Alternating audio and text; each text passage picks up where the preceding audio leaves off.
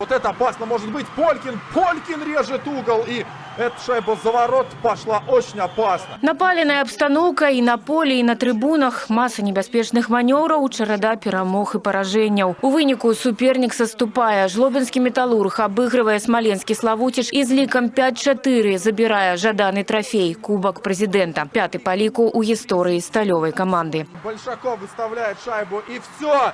Все, Жлобинский металлург становится обладателем Кубка президента сезона 25-26. Ожидаемо. Вы знаете, с первого дня с летнего кубка мы верили в команду, была крепко собранная.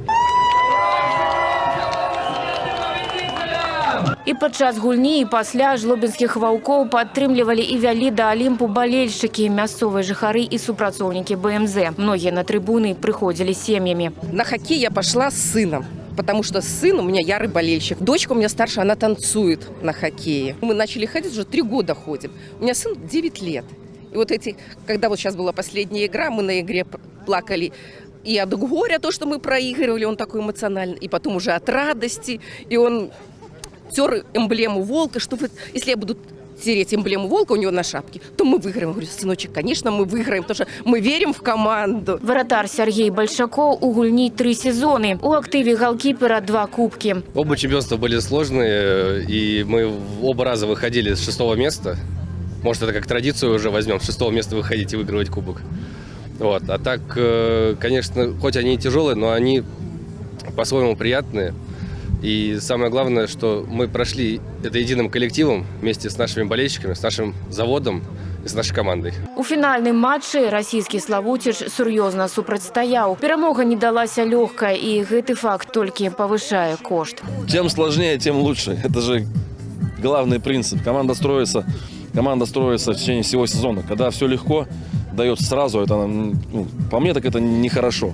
Должно пройти какие-то этапы становления команды, коллектива в течение сезона. И сложные моменты должны быть, и поражения тяжелые. И это должна команда все проходить, эти моменты. И уже к плей-оффу она подошла у нас закаленная в этих моментах всех. Поэтому такой результат. Гонар чэмпіёнаў не толькі ўрачыстасці. Жлобінскія металлургі павіншавалі каманду традыцыйнай залатой пальчаткай. Падарунак ад гомельскага аблвыканкама сертыфікат на 1 мільён рублёў для ўмацавання матэрыяльна-тэхнічнай базы. У Беларусі працягнуць будаваць спартыўныя аб'екты, бо відавочна укладанні прыносяць плён. Политика развития спорта, она важна для области, поэтому развивать инфраструктуру мы будем. В ближайшие 5 лет, которые прошли, порядка 6 ледовых площадок было открыто в Гомельской области. Подвергся реконструкции наш Жлобинский дворец спорта, открыта 2-я ледовая площадка, которая долгое время стояла.